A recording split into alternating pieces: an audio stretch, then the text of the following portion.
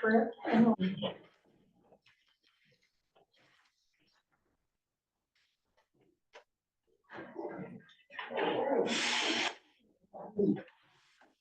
Thanks so much for coming, everybody. Lizzie's back with us today, so thanks so much for Lizzie for being back. So, healthy living class 101, and what's our subject today? Applying nutrition at home. Applying nutrition at home. Okay. So feel free to help yourself to any lunch if you have not already.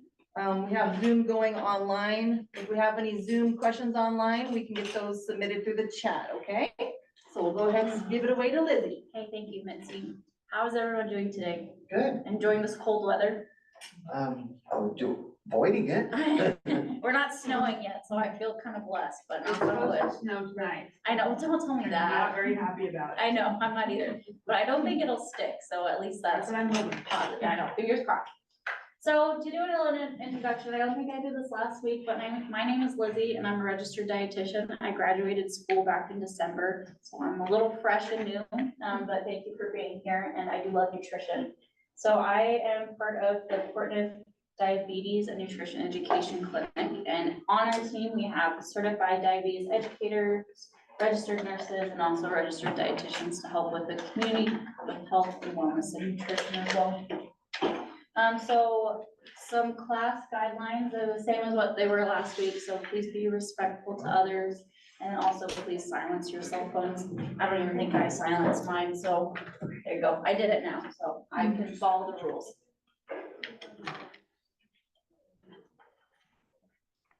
Okay, this is better. Okay.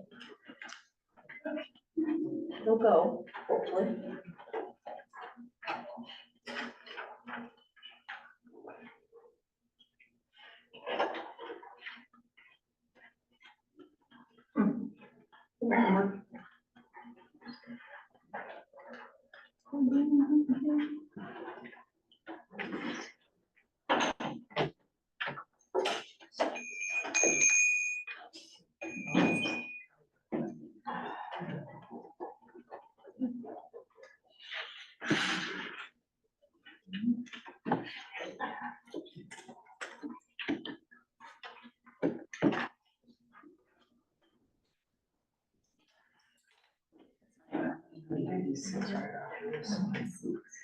Sorry.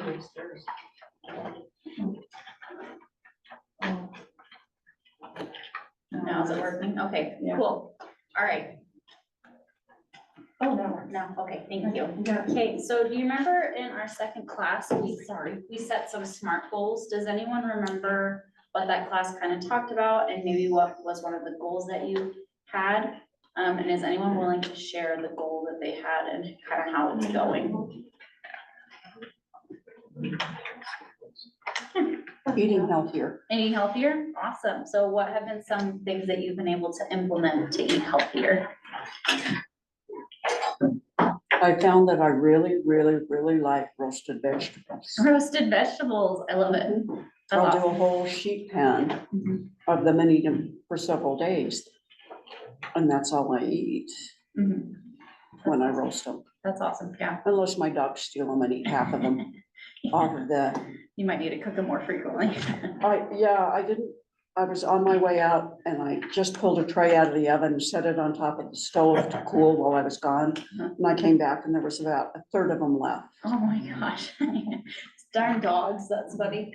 Anybody else have any goals that they've been working on since our class? Yeah, go ahead. Eating smaller portions. Smaller portions. How has that been going for you? I'm doing better. Yeah. Cutting back. What has been maybe something that's been a challenge for you when adjusting? Well, my portions were bigger than a fist size, I found out. So I'm just trying to just make a real, conscientious effort to cut back on how much I eat. Yeah, I'm doing better. that's perfect. You know, kind of just making yourself a little bit more aware. I think that's awesome. I think that's a great first step too. Way to go. So that kind of leads into like the perfect question, review of last class. So in the last class, we did a deep dive into the plate method. So we talked about non-starchy vegetables, we talked about grains and starches. We also talked about protein and dairy and fruit. We also talked about beverages and hydration, also sodium, added sugars, and reading food labels. And so I kind of wanted to address this question that we had last time, just to again, kind of reiterate the importance of what you were talking about portion management. And, we were asked the question, like, what about the size of a chicken breast? We're not always in control of the foods that we eat. We may want to go out to a restaurant or enjoy a nice dinner with family members. So how do we determine how much food to eat when we are out at different restaurants? And I think also the bottom line we have to remember is we have to listen to our bodies and think about, okay, am I full? Stopping when we're full and eat when we're hungry. So that's also always gonna be number one, but maybe thinking about, okay, how much should I maybe dish up on my plate? So going to this fist method of each portion of the plate should have about one. So for your proteins, do about a fist size of a piece of chicken, like what we had today for Del Monte. Maybe have a fist size of your grains, and then 2 fists for your starches, or for your non-starchy vegetables. Because if you see my hand, right, I'm 5'1", I'm a little bit shorter, but if you compared my hand to maybe a linebacker or a football player, our hand sizes are gonna be a little different, right? So, and this is just a good starting place. If you find after you finish your meal, you're like, okay, I still need some food, I'm still feeling a little bit hungry, it's always okay to get seconds, and it's important to listen to our body and stop eating when we're full. And it's okay to have a little bit more. So again, I feel like kind of just to answer that question, do a little bit more full circle of what if I'm served a 20-ounce steak, how much of that should I eat? Maybe start out with the fist size and then eat until you're about full, okay? And then I have some questions for you. Didn't realize you were gonna take quiz today, but so blank are primary sources of carbohydrates, are non-starchy vegetables, proteins, grains and starches, or dairy. So which one is it? C. C. Perfect. Our wonderful breads, tortillas, potatoes, peas, pasta, all those foods. And then which food groups helps build, repair, and maintain muscle tissue? B. B, proteins. Perfect, good job. And what food on your plate that you're served today is your protein? Chicken. Chicken, good job. Or eggs. Okay, so do you remember we talked about different sodium content? So which of the foods had the highest sodium content from the last class? Soup. Yeah, exactly. That's why it's important to maybe look at food labels. So our pretzels had 280 milligrams of sodium per serving. The chicken noodle or the ramen had 760 milligrams for half of a noodle block.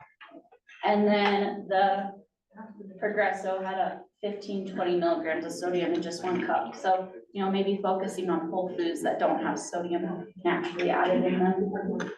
I wanted to review food labels because I feel like we had such great questions last time that we didn't get to spend a lot of time talking about food labels. So I have here 2 different types of crackers. We have Triscuits and Ritz crackers. And so some things to keep in mind when it comes to looking at food labels is the total fat, the saturated fat. Do we remember what saturated fat is? Yeah. The fats that stay solid at room temperature. Yeah, exactly. So saturated fats are gonna be more solid at room temperature. So this would be like butters, coconut oils, the delicious Crisco, those sorts of things are gonna be more solid at room temperature, and there are not as heart healthy fats versus our unsaturated fats, which are going to be our liquid at room temperature and heart healthier.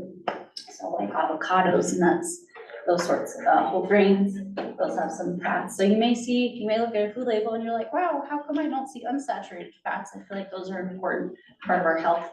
So what you might have to do a little bit of math. So if something has total fat, for example, if it has 10 grams of fat and it has 2 grams of saturated fat, that means that we have 8 grams of unsaturated fat. But there's also trans fats you have to consider too. That's also on the package. So if it has 2 grams of saturated fat and 1 gram of trans fat, and there's 10 grams of total fat, that means that there's 7 grams of unsaturated fat. I just kind of threw out a lot of numbers, but did that make sense? Yeah. Okay, perfect. And then sodium is something else to consider. We talked about the importance of having a balance of sodium and to monitor how much sodium we have for heart health. Fiber, we talked a lot about, important for bowel functions, bowel health, really beneficial for just overall health. So keeping dietary fibers in mind. added sugars as well, is something we talked about. And then the percent daily value. So what the 5 and 20% rule essentially is anything that is below the 5th percentile means that you are low in that food for serving size, and 20% means you're high in something. So some things, you know, we may want to be a little bit higher in the percent daily value. So of this list, which one do you think we would want to have more of a percentage of daily value of? So there's more of that food, more of that nutrient in that food. Fiber. Fiber. And then which ones do you think we want to have a low or like less than 5%? Sugar. Sodium. Sugar, sodium, saturated fat, and again, with total fat, we're probably gonna have some of those heart healthy fats on there, so it's okay if maybe that one's a little bit higher, but it is really just dependent upon your health and nutrition goals. So I really like Triscuits and I really like Ritz, so I was looking at the package one day, and I think this is just a good way to point out that calories don't always mean nutritional quality. So when you're looking at food labels, maybe don't just look at the calories, right? And we need calories to survive. So we see on the Triscuits, 120 calories for 6 servings for 1 serving, which is 6 crackers, versus the Ritz, which is 80 calories and only 5 crackers. But if we do a deeper dive into the facts, this is kind of hard to see, so I'm sorry, so I'll point it out.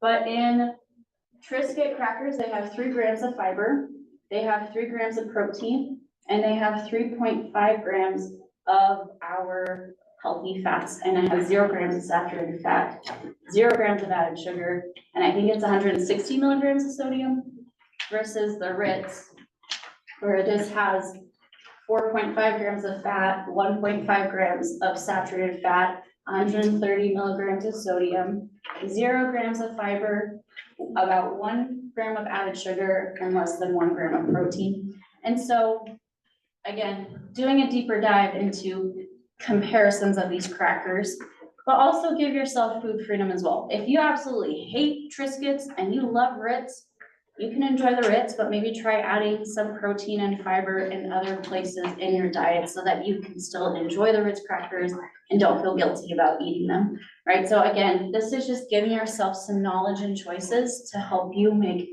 choices related to your health. So what are we gonna kind of talk about today with any review? Does anyone have any questions from the previous class that they would like to ask? Great. So in today's class, it's again, applying nutrition at home. So some of the objectives and things we're gonna talk about today is how to meal plan, eating nutritious foods on a budget, how to kind of navigate the grocery store, and also the 5, 4, 3, 2, 1 meal planning model that can be applicable to a lot of different people. So we've kind of been building up kind of layer on layer. And so we talked about reading food labels and nutrition and eating healthy, but having knowledge of the plate method and reading food labels does help you with applying nutrition at home. And so how can we do that? So the plate method is a great way to start with meal planning because it gives you a template of how to eat healthy, right? So with meal planning, maybe you can start meal planning by looking at the plate and helping with meal planning. So the plate method is not just for one specific person. This is recommended for entire families and for all family members. So it doesn't need to be adjusted to the person unless there's other nutrition or health concerns. There's an emphasis on non-starchy vegetables. It encourages appropriate portions as well. And it can help with creating balanced meals of carbohydrates, proteins, and fats. So what are some of the benefits of meal planning? So it helps you to stay organized. It allows for a variety of meals, so you may just not feel like you're in a rut of kind of choosing the same foods. It helps to create a balanced plate as well. It can save money, and it can also contribute to less food waste. So what are the tools that you need to create? So you need probably either a pen or a pencil, or maybe an app on your phone. You need a notebook or a meal calendar, which we did have in one of the handouts today. Access to recipes, whether that's cookbooks or some internet resources, and we'll share some resources today with you. And doing some time, and taking some time out of your week to meal plan. And I find it's a lot easier if you do it maybe the same time every single week. That does help. And then also maybe having the My Plate handout as just a little reminder to help you be like, okay, I know if I have chicken and rice this night, okay, what's gonna be my non-starchy vegetable that I'm gonna add to this to make a little bit of a balanced plate? And also meal plan based what's best for you. I meal plan dinners because I don't really want to think about breakfast and lunches are usually leftovers anyways. So again, meal plan what works best for you. So whether you want to meal plan all of your meals and all your snacks, or you're like, I know these are 3 breakfasts that I know I like, so I'm gonna stick with these breakfasts. And then, or meal planning just dinner, or meal planning for a whole month versus only planning for a week. So again, meal planning, you can adjust and work with what works best for you. So where to start? So some tips to maybe start out with meal planning is the first thing I always do is I look at my fridge or freezer and I see, okay, what are foods that I need to get rid of? Because I don't want to waste these food. My brother-in-law gave me this giant zucchini that his coworker gave him in his garden. I'm like, I don't know what I'm gonna do with all this, but I was able to use it all. But that was one thing I always refer to. I looked back in my fridge and I was like, okay, I have a bunch of zucchini. How am I gonna use my zucchini this week? And I was able to find some recipes with zucchini that I wouldn't even need to purchase a zucchini. And then look at the grocery deals that week. They always do weekly deals. My favorite store is Fred Meyer. So every single week I go and I look at their deals and I see, okay, what's on sale? What foods can I purchase that'll help fit into maybe some of my favorite meals? I refer to the plate method. So filling in the missing components. Over time, create a list of your household's favorite meals. Sometimes it's hard to pull meals out from, our brains. And so having a list makes it a good visual to realize and recognize, okay, I know these are the meals I like. And also categorizing your food helps a lot. So if you like to do like chicken dinners and like, these are all the meals that include chicken, these are all the meals that include beef, or these are all of the Asian meals and these are the Mexican inspired meals. So distributing it and organizing it based on that really can help. And continue to try and find new recipes that you want to try. And also doing same time, same day when it comes to meal planning to create that habit stacking. So if you know, okay, I'm gonna go to an activity on Sunday, and then after that activity, I'm gonna do my meal planning. So again, creating those habits so it's consistent each week. So some other tips is to use similar ingredients for multiple meals, and this can help save with money. So bell peppers, I always buy bell peppers. So I always have multiple meals on hand that use bell pepper. So some of my favorites are doing like unstuffed bell pepper, fajitas, and chili with added bell peppers in them, just so I can use the same ingredient in multiple different ways. And I can chop and prep the veggies in one go, and I don't have to do it multiple times a week. Meal plan ingredients that are on sale. So again, purchase things when they're on sale, but also maybe try and purchase fruits and vegetables when they're in season. If you follow the Instagram page, there's a post on fall fruits and vegetables that are in season right now. Consider the schedule of the day. So, some days you're like, okay, I know that this is gonna be a busier day for me. So maybe don't plan a pot roast for that evening, but maybe plan a quicker meal, something that maybe you have on hand, a meal you might have frozen, or even just throwing in a frozen pizza and having a bag salad on the side. That fits into the plate method. So again, consider what else you have going on that day when you are meal planning. And then incorporate meals that the whole family can enjoy. So maybe not, picking out meals that will only suit just one person, but something that everybody can enjoy. So quick meal ideas is cook a double batch for a meal and freeze later. This works great for soups. We're in soup season right now, which is my favorite time of the year. So, cooking double, you only have to cook it once and then freeze in half. Crock pot meals are awesome. You kind of just put them in and leave them. And then prep freezer meals 1 day a month or every other day of the month. So you can again, spend a day just prepping a whole bunch of frozen meals, and they have so many awesome websites and resources that have frozen meals that you can refer to and, just go check out and just spend 1 day a month prepping these so that it makes the rest of your month so much easier. So I love this idea of meal prepping versus food prepping because I would get sick if I ate the same meal every single day of the week.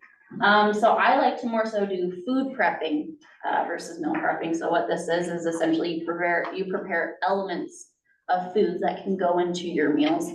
So for example, you could double cook rice, for example, and use it for multiple meals. So you can make like a stir fry, or you could do a Mexican dish with the same rice that you might have prepped a little bit more with, or cooking additional pasta, or even making shredded chicken in the crock pot and shredding it and adding it to multiple meals.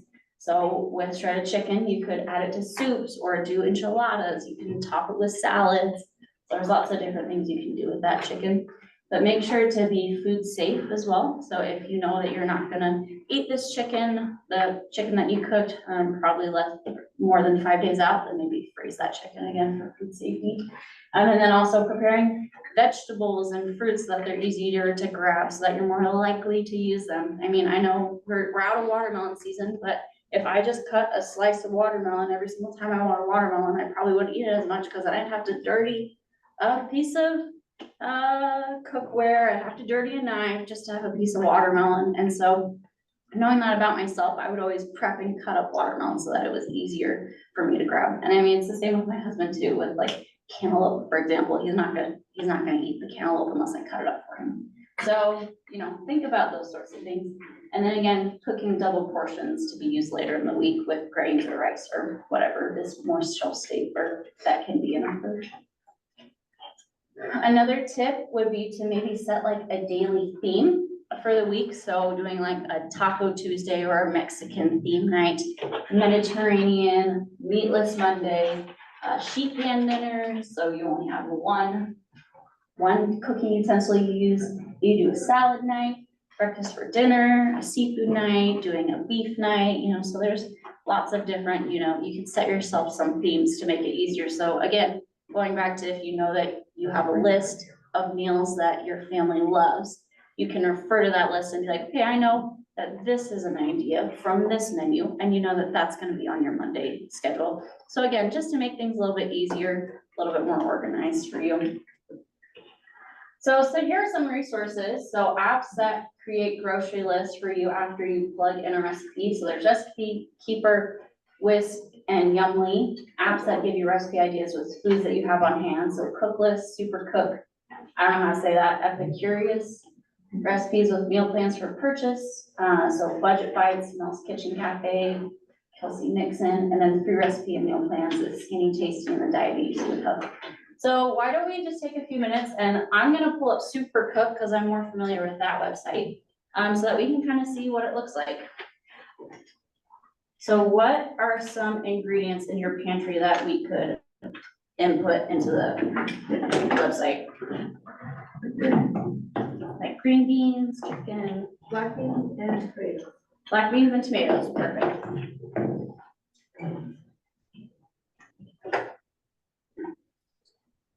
Onions, red peppers. Onions and red peppers, okay, let's do those 4.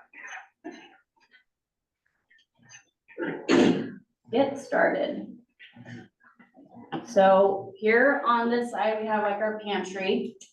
So we said black beans, correct? Okay. And black beans, we added that. We have tomatoes.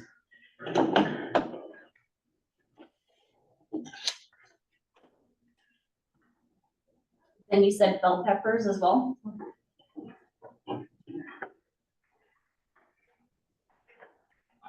And then you said one other ingredient, correct? Onion. Onion, thank you.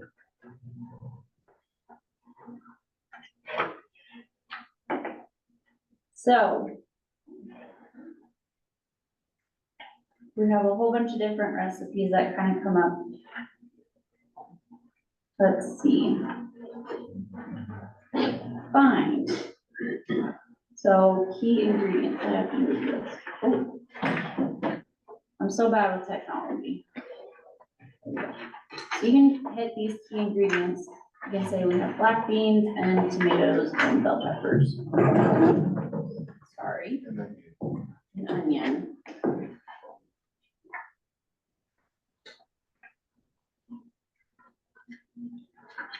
See, egg white fajita omelet. Overnight steamed black beans. This black bean soup. So again, this is a fun little website to, you know, play around with, red pepper chicken.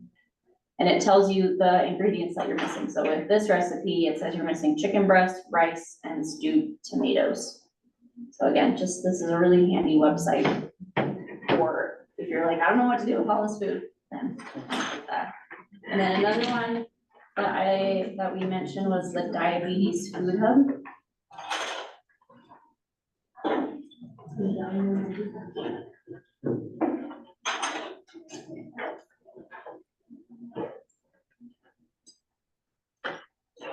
So this has a bunch of delicious recipes and they have pictures, which always helps me to stay motivated. So makes me more excited to try a recipe if there's a picture, so I know what it looks like.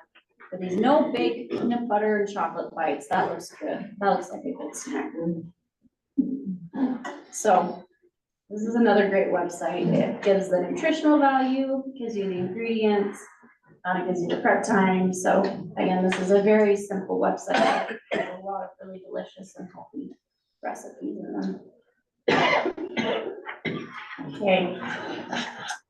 Okay, so we're gonna stand up and take a little break just to get our legs moving. It's been about 30 minutes, so you can stand up and just stretch. Maybe think about some of those stretches that Reagan did.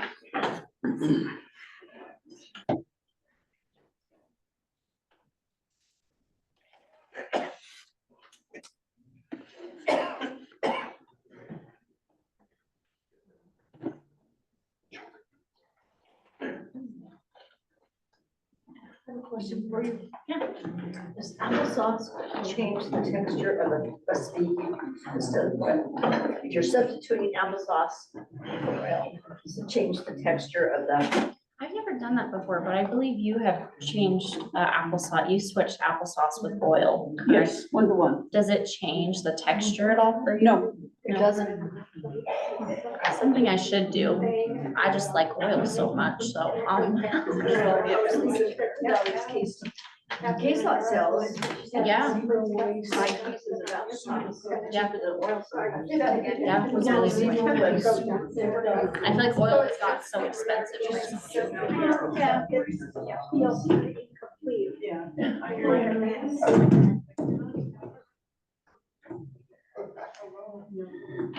So what's gonna be your next year? Do you have these?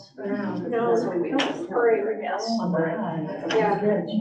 Yeah, maybe a day trip with we are doing the day thing. That you'll find that you use the especially on there.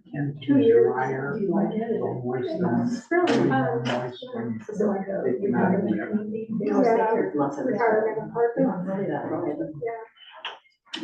They're good, I guess. Do they do any like events there? All the time. Yeah.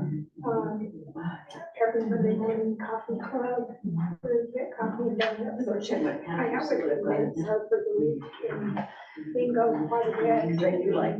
Scrabble twice a month, and creative Barbie twice a month. How'd your roast turn out yesterday? Oh, yes. I think I have enough for. Some leftovers. So I can rest before Yeah. always having something going on. Yeah. That's- They need to have a salt and a savory, a little bit more Usually on Wednesday, savory stuff. like the Bear World one. Yeah.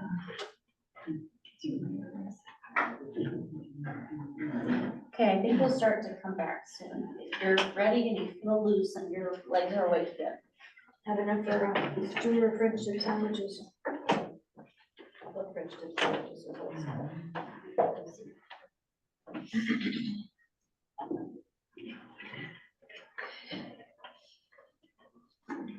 Does anyone have any questions about meal planning? Shop with a list.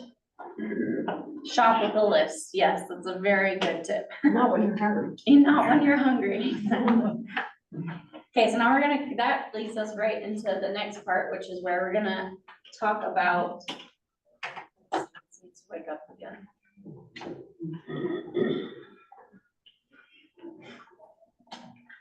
There we go. Okay, so we're gonna talk about some smart shopping tips because food has gotten really expensive. So what can be some ways that we can help with our budget and be mindful.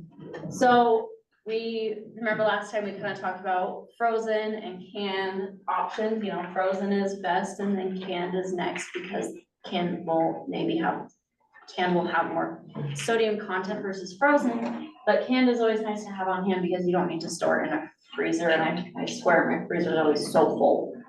So canned are great options to have on hand and they last longer. It's good to have some of these on hand so you can add them to your meal. So again, if we were to have chicken and rice, for example, we don't have any fresh vegetables. I have a can of frozen broccoli. I can just throw frozen broccoli into the meal and I've made a balanced meal. And again, trying to keep in mind the portions of that. And also look out for frozen vegetables without sauces or seasonings because those are going to be more opportunities to add sodium into meals. And then also with canned fruits, make sure to try to find some that are in their own fruit and not in heavy syrup because that can add some added sugars into your diet. Store brand is also often cheaper, so Kroger or the Walmart Equate, I believe is the brand, versus the name brand as well. Use grocery store ads as well, so pull those up each week. And then purchase shelf stable or frozen foods when they're on sale, so you can kind of stock up a little bit. And will hopefully help to prevent big purchases later on in the month or later on in the week. And then another thing is to look at the unit price. Is everyone familiar with the unit price versus the Yes. sale price? Yeah, so what the unit price is essentially the small little number that's on the shelf tag that says, okay, this is how much it costs per ounce or per pound or per serving. And so looking at that can kind of help you determine, okay, is this actually a better deal or is it not? And sometimes purchasing things in a bigger size, actually the unit price is cheaper, so you're getting a little bit more bang for your buck. And then don't purchase something just because it's on sale. I find this is really tempting with like clothes for me, but even if I may try something on and I don't really like the piece of clothing, but I buy it because it's on sale. So I feel more tempted to buy it because it's on sale. So just be wary of those things. Think about, is this something I actually need, or am I just purchasing it because it's on sale and it's a good deal? If you know you're gonna use it, that's awesome that you ran into a sale or a deal. But again, think about, is this something I need? Avoid shopping on an empty stomach, so perfect. Don't shop on an empty stomach. I find I tend to buy a lot more snacks when I do. Avoid frequent trips to the grocery store. So trying to shop maybe once a week, once every other week, once a month, only because extra trips are opportunities to purchase more foods and increase that budget, increase how much you're spending. Park the cart at the end of an aisle is another trick, so you don't just throw foods into your cart just because they're there and available, but you walk up and down the aisles, you grab foods that you can carry and you make, one trip if you can. Again, just to help avoid throwing in more things in your cart than you need. Watch for errors in pricing when you check out. So making sure you're aware of, are there sales? Did the sales are the sales accurate to the price that I'm spending? And then also look up and down. This is very tricky. What they do in grocery stores is they'll have the most expensive items at eye level or up here if you're taller than me. But everything else, cheaper options are gonna be down low or up high. So look up and down, see which ones. It's very common with milk, if you notice that.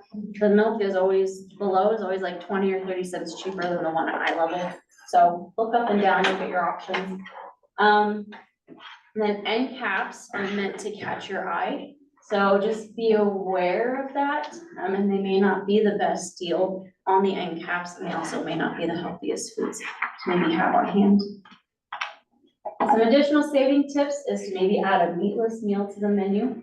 So adding healthy plant-based sources of protein. So that could be like beans, edamame, tofu or tempeh, just to give yourself some variety. Also maybe reduce in cost. Tempeh is like soybeans, so fermented soybeans.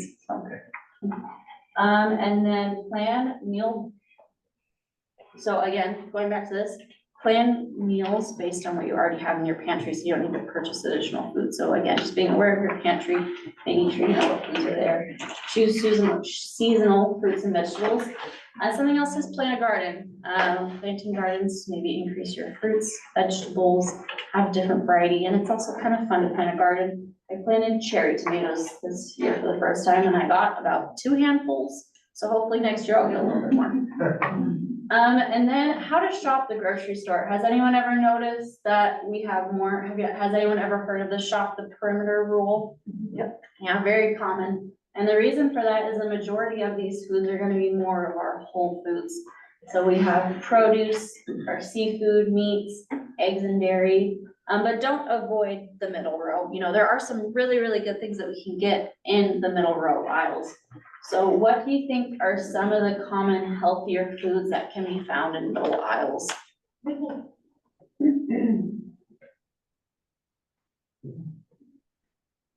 Of course, the produce would have your veggies that are be so available and fruits there. Mhm. Yeah. And sometimes you get really good deals on them, like apples really come down in price. So purchasing the whole foods and the produce, perfect.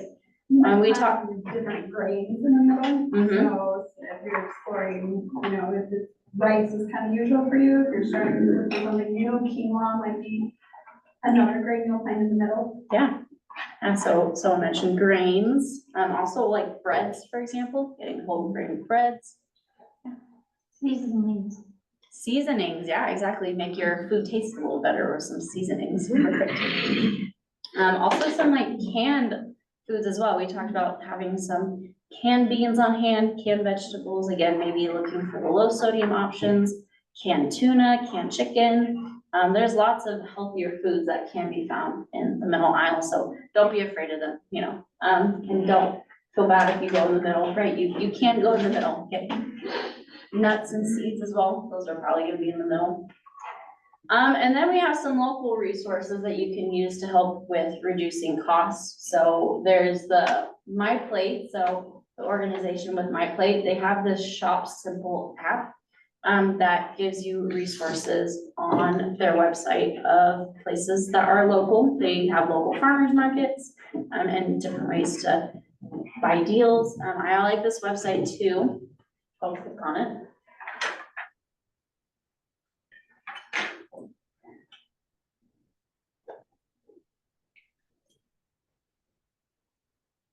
So the other reason why I like this is you can actually browse food groups.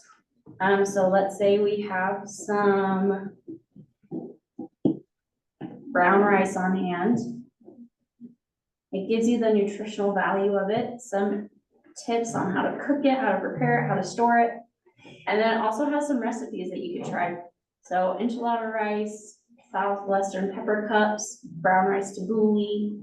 So again, this just has a lot of, this is a really great website, and I do think this comes in an app, but it's Shop Simple with My Plate. So this is a really handy website. And then also going back. So discover budget friendly foods. And then find more ways to save. So this has additional tips on here. And then in this explore, it says farmers market in your area or the SNAP benefits, participate in SNAP. So again, and budget friendly recipes. So this is a great little app and website. And then the other one is Bountiful Baskets. Has anyone ever heard of Bountiful Baskets before? Yeah. Can you tell me what it is? Fresh produce. Fresh produce. Have you ever purchased or gotten a basket before?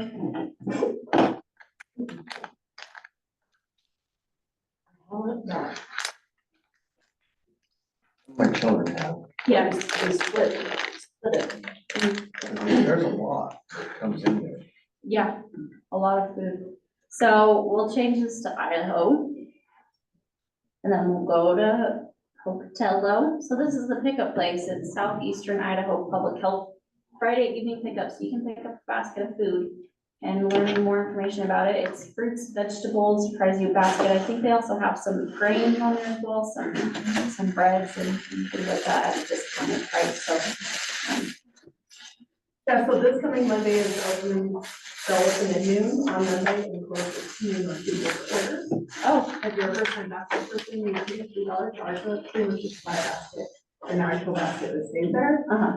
And then you have choices of whole boxes of apricots or peaches or pears, whatever's in season. There's also choices of free sourdough loaves for a certain price.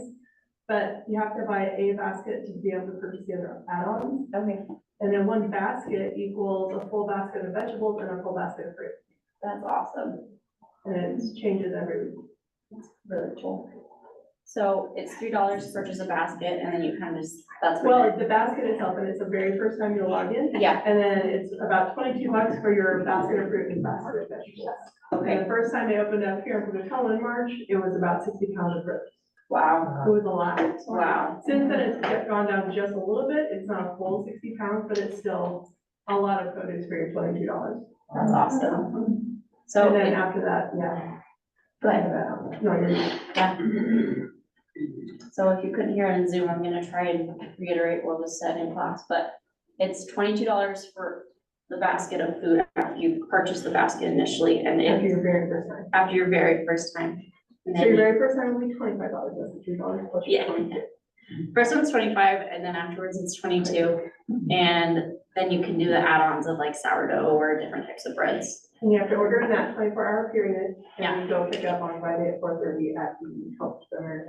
Yeah. On that. Okay, and then you have to order it on Monday to Tuesday at noon. Monday, noon to Tuesday. noon. Okay, so those are the 24 hours you can order it and then you pick it up on Friday. And you can join the Facebook page and Whitney will put more information out there that happens.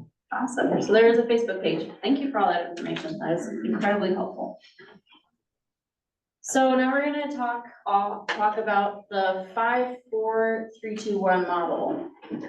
Grocery shopping, when you're like, okay, I don't like meal planning, I don't think I'll ever do this, so what could be an alternative? So this is something you can do. So this is a model when you don't really feel like you have the time, and again, you may not, oh, I have to go all the way through again, sorry. Meal planning.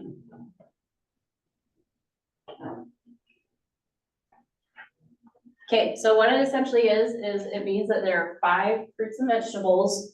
You purchase 4 grains and starches, 3 sources of protein, 2 snacks, and 1 quick meal. So what would that look like? So if you had fruits and vegetables, 5 of them, a bag of lettuce, bag of carrots, bag of frozen broccoli, strawberries, and apples. So you could use the head of lettuce for different lunches, you could throw it in for some dinner on the side, you could roast some carrots, you could have some carrots raw for a snack, and then you could have some frozen broccoli just to chuck in a meal or to make a little bit of a balanced plate. And then with grains and starches, a loaf of bread, a bag of brown rice, a box of whole wheat pasta, and a bag of potatoes would be another example. Protein, eggs, frozen shrimp, chicken breast. Snacks could be a bag of string cheese or trail mix. And then a quick meal to grab on hand. The simple one could just be a frozen pizza for, those days where you could be a little bit busier. And is this a perfect meal plan? No, but it can get you started. I mean, you probably won't need to purchase brown rice every single week, especially if you get a big enough bag, but maybe the next week, purchase some pasta, some whole grain pasta, or purchase some oatmeal. So this isn't a perfect model, but it is, again, just to get you started if you don't like meal planning. And then you can always plug in some of the foods that you have into some of these apps that we showed you about adding ingredients into recipes and creating meals and menus off of that. So to kind of wrap up, what are some of the benefits of meal planning? It can save money, it can save time, it can add some variety into your diet, and it can also help you to increase fruits and vegetables, especially if you use the plate method. Plan meals around foods that are on sale or in season. Don't go grocery shopping when you're hungry and have a list. Get creative with meals and have fun. Cooking can be really, really fun, especially if you jazz it up trying recipes. And then if you're unable to make meal plans, use the 5, 4, 3, 2, 1 method. So, okay, thank you again so much for coming. And does anyone have any questions?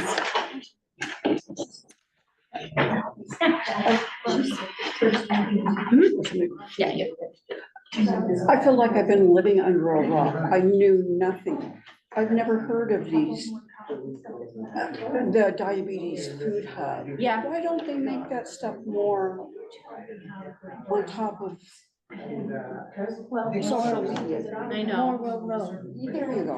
I mean, it's hard because, you know, people can always sell things, right? So people are more likely gonna sell or like promote things that they can get money from, right? So I love these resources and you know, we have so many of them. So I do wish that it was more well known that this is an opportunity and an option. Because I have never, the super cook even, I've never heard of that. Most of my recipes and stuff that I get off of Facebook, they pop up in Facebook. Yeah, or even Pinterest too. Have you heard of Pinterest before? Pinterest. Yeah. Exactly. I wish that it was more well known, so.